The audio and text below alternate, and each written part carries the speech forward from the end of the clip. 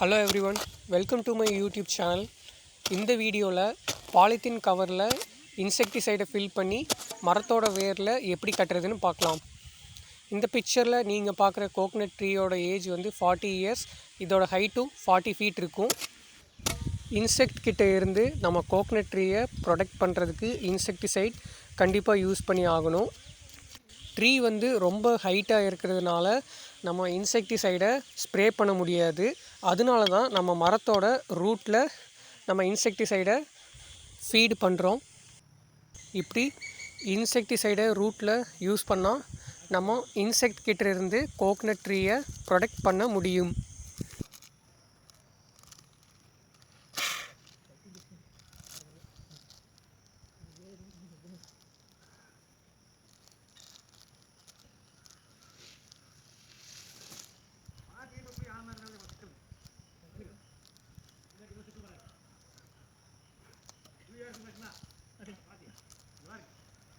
எவ்வளோ பேர்